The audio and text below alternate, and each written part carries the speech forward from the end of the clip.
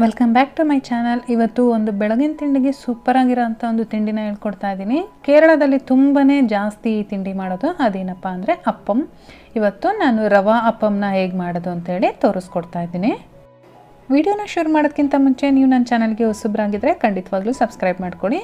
ಹಾಗೆ ಮುಂದಿನ ವಿಡಿಯೋ ನೋಟಿಫಿಕೇಷನ್ಗಾಗಿ ಪಕ್ಕದಲ್ಲೇ ಕಾಣಿಸೋ ಬೆಲ್ಲೈಕನ್ ಮೇಲೆ ಕೂಡ ಕ್ಲಿಕ್ ಮಾಡ್ಕೊಳ್ಳಿ. ಬನ್ನಿ ಇವಾಗ ರವಾ ಅಪ್ಪಂನ ಹೇಗೆ ಮಾಡೋದು ಅಂತೇಳಿ ನೋಡ್ಕೊಳ್ಳೋಣ. ಮೊದಲನೇದಾಗಿ ನಾನಿಲ್ಲಿ 1 ಕಪ್ಪು ರವೆನ ತೊಗೊಂಡಿದ್ದೀವಿ. ಉಪ್ಪಿಟ್ಟು ಮಾಡ್ತೀವಲ್ಲ ಅದೇ ರವೆ. ಈ ರವೆನ ನಾನು ಒಂದು ಮಿಕ್ಸರ್ ಜಾರ್ ಒಳಗಡೆ ಟ್ರಾನ್ಸ್ಫರ್ ಮಾಡ್ಕೊಳ್ತಾ ಇದ್ದೀನಿ. ಇವಾಗ ಅದೇ ಕಪ್ಪಲ್ಲಿ 3/4 ಕಪ್ಪು ಅವಲಕ್ಕಿನ ತೊಗೊಂಡಿದ್ದೀನಿ. ಇದು ತೆಳು ಅವಲಕ್ಕಿನ ನಾನು ತೊಗೊಂಡಿರೋದು, ತುಂಬ ಗಟ್ಟಿ ಅವಲಕ್ಕಿನ ತೊಗೊಂಡಿಲ್ಲ. ಇವಾಗ ಇದನ್ನು ಎರಡನ್ನೂ ಸೇರಿಸ್ಕೊಂಡು ನುಣ್ಣಗೆ ಪೌಡರ್ ಮಾಡ್ಕೊಳ್ಳೋಣ.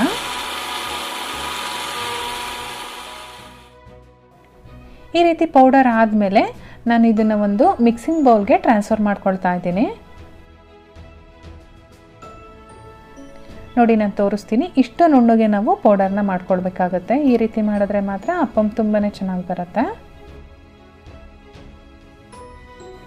ಇವಾಗ ಇದಕ್ಕೆ ನಾನು 1 ಟೀ ಸ್ಪೂನಷ್ಟು ಸಕ್ಕರೆನ ಸೇರಿಸ್ಕೊಳ್ತಾ ಇದ್ದೀನಿ. ಹಾಗೆ ರುಚಿಗೆ ತಕ್ಕಷ್ಟು ಉಪ್ಪನ್ನು ಕೂಡ ಸೇರಿಸ್ಕೊಳ್ತಾ ಇದ್ದೀನಿ. ಜೊತೆಗೆ ನಾನಿಲ್ಲಿ ಅರ್ಧ ಕಪ್ಪು ಗಟ್ಟಿ ಮೊಸರು ಅಂದರೆ ಫ್ರೆಶ್ ಆಗಿರೋ ಅಂಥ ಮೊಸರನ್ನ ಸೇರಿಸ್ಕೊಳ್ತಾ ಇದ್ದೀನಿ. ಹಾಗೆ 1 ಕಪ್ಪು ನೀರನ್ನು ಸೇರಿಸ್ಕೊಳ್ತಾ ಇದ್ದೀನಿ. ನಿಮಗೆ ಈ ಅಪ್ಪಮ್ಮು ಎಷ್ಟು ಸಾಫ್ಟಾಗಿರುತ್ತೆ ಅಂದರೆ ತುಂಬಾ ಮೃದುವಾಗಿ ಬರುತ್ತೆ. ಮಕ್ಕಳಿಗೇನಾದರೂ ಕೊಟ್ಟರೆ ತುಂಬಾ ಇಷ್ಟಪಟ್ಟು ತಿಂತಾರೆ. ಇವಾಗ ಇದನ್ನು ಒಂದು ವಿಸ್ಕರ್ನ ಸಹಾಯದಿಂದ ನೀಟಾಗಿ ಮಿಕ್ಸ್ ಮಾಡ್ಕೊಳ್ಳೋಣ, ಎಲ್ಲೂ ಕೂಡ ಗಂಟುಗಳಿಲ್ಲದೆ ಇರೋ ರೀತಿ.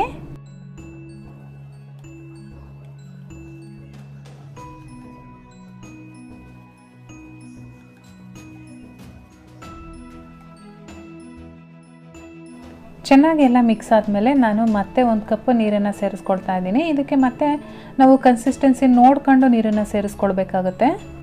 ನೋಡಿ ಇವಾಗ ತುಂಬ ಗಟ್ಟಿಯಾಗಿದೆ, ಆದರೆ ನಮಗೆ ಇಷ್ಟು ಗಟ್ಟಿಯಾಗಿರಬಾರ್ದು, ಫ್ಲೋಯಿಂಗ್ ಕನ್ಸಿಸ್ಟೆನ್ಸಿ ಇರಬೇಕು. ಹಾಗಾಗಿ ನೋಡ್ಕೊಂಡು ನಾವು ನೀರನ್ನು ಹಾಕ್ಕೊಂಡು ಮಿಕ್ಸ್ ಮಾಡ್ಕೊಳ್ಬೇಕಾಗತ್ತೆ. ಇವಾಗ ನೋಡಿ ಈ ರೀತಿ ಕನ್ಸಿಸ್ಟೆನ್ಸಿ ಬರಬೇಕು, ನಮಗೆ ಫ್ಲೋಯಿಂಗ್ ಕನ್ಸಿಸ್ಟೆನ್ಸಿ ಇರಬೇಕು. ನಾನಿಲ್ಲಿ 3/4 ಟೀ ಸ್ಪೂನಷ್ಟು ಈನೋ ಪೌಡರ್ನ ಸೇರಿಸ್ಕೊಳ್ತಾ ಇದ್ದೀನಿ. ನಾನಿಲ್ಲಿ ಆರೆಂಜ್ ಫ್ಲೇವರ್ನ ತೊಗೊಂಡಿದ್ದೀನಿ. ಈನೋ ಪೌಡರ್ ಹಾಕಿದ ತಕ್ಷಣ ಯಾವ ರೀತಿ ಹೋಗ್ತಾ ಇದೆ ಅಂತ ನೋಡಿ. ಮಿಕ್ಸ್ ಮಾಡ್ತಾ ಮಾಡ್ತಾ ನಿಮಗೆ ಕನ್ಸಿಸ್ಟೆನ್ಸಿ ಗೊತ್ತಾಗುತ್ತೆ, ಒಂಥರ ಫ್ರೂದಿಯಾಗಿ ಬರುತ್ತೆ. ಅಷ್ಟು ಚೆನ್ನಾಗಿ ಅನಿಸುತ್ತೆ ನಮಗೆ ಮಿಕ್ಸ್ ಮಾಡಬೇಕಾದ್ರೇ. ಇವಾಗ ರೆಡಿಯಾಗಿದೆ ಇದು. ನಾವು ತವಾನ ಬಿಸಿ ಮಾಡಲಿಕ್ಕೆ ಇಟ್ಟಿದ್ರೆ ಡೈರೆಕ್ಟಾಗಿ ಇವಾಗ ತವಾ ಮೇಲೆ ಹಾಕ್ಕೊಳ್ಬೋದು. ತವಾ ಚೆನ್ನಾಗಿ ಹೀಟಾಗಿದೆ. ನಾನಿವಾಗ ಇದ್ರ ಮೇಲೆ ಇದರಲ್ಲಿ 1 ಸ್ಪೂನನ್ನು ಅಂದರೆ 1 ಸೌಟ್ ತೆಗೆದು ಇದ್ರ ಮೇಲೆ ಬಿಡ್ತಾ ಇದ್ದೀನಿ. ಮತ್ತು ನಾವು ಸ್ಪ್ರೆಡ್ ಮಾಡೋ ಅವಶ್ಯಕತೆ ಏನಿರೋದಿಲ್ಲ, ಡೈರೆಕ್ಟ್ ಹಾಗೆ ಬಿಟ್ಟರೆ ಸಾಕಾಗುತ್ತೆ. ಇವಾಗ ನೀವು ನೋಡ್ತಾ ಇರ್ಬೋದು ಅದು ಯಾವ ರೀತಿ ಹೋಲ್ಸ್ ಆಗ್ತಾ ಇದೆ ಅಂತೇಳಿ. ಆ ರೀತಿ ಹೋಲ್ಸ್ ಆಗ್ತಾ ಇದೆ ಅಂದರೆ ನಿಮಗೆ ಅಪ್ಪಂ ಕರೆಕ್ಟಾಗಿ ಬಂದಿದೆ ಅಂತೇಳಿ ಅರ್ಥ. ನಾವಿದನ್ನು ಮತ್ತೆ ಉಲ್ಟಾ ತಿರುಗಿಸಿ ಹಾಕೋ ಅವಶ್ಯಕತೆ ಏನಿಲ್ಲ, ಒಂದು ಸೈಡ್ ಬೇಯಿಸ್ಕೊಂಡ್ರೆ ಸಾಕಾಗುತ್ತೆ. ತುಂಬಾ ಮೃದುವಾಗಿ ಬಂದಿರುತ್ತೆ. ನೀವು ಬಾಯಲ್ಲಿಟ್ಟರೆ ಸಾಕು ನಿಮಗೆ ಅದರ ಅನುಭವ ಗೊತ್ತಾಗುತ್ತೆ. ನೀವು ಇದನ್ನು ಕಾಯಿ ಚಟ್ನಿ ಜೊತೆ ಸರ್ವ್ ಮಾಡಿ ತುಂಬಾ ಇಷ್ಟಪಟ್ಟು ತಿಂತಾರೆ ಎಲ್ಲರೂ ಕೂಡ. ಇದೇ ರೀತಿಯಾಗಿ ಎಲ್ಲ ಅಪ್ಪಮ್ಮನೂ ಕೂಡ ಬೇಯಿಸ್ಕೊಂಡಿಟ್ಕೊಳ್ಳೋಣ.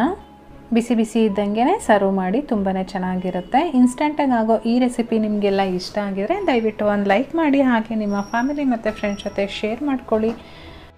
ಹಾಗೆ ಇನ್ನೂ ಯಾರ್ಯಾರು ನನ್ನ ಚಾನಲ್ನ ಸಬ್ಸ್ಕ್ರೈಬ್ ಮಾಡ್ಕೊಂಡಿಲ್ವೋ ಅಂಥವರೆಲ್ಲ ಈ ಕೂಡಲೇ ಸಬ್ಸ್ಕ್ರೈಬ್ ಮಾಡ್ಕೊಳ್ಳಿ. ಜೊತೆಗೆ ಪಕ್ಕದಲ್ಲೇ ಕಾಣಿಸೋ ಬೆಲ್ಲೈಕನ್ ಮೇಲೆ ಕೂಡ ಕ್ಲಿಕ್ ಮಾಡ್ಕೊಳ್ಳಿ.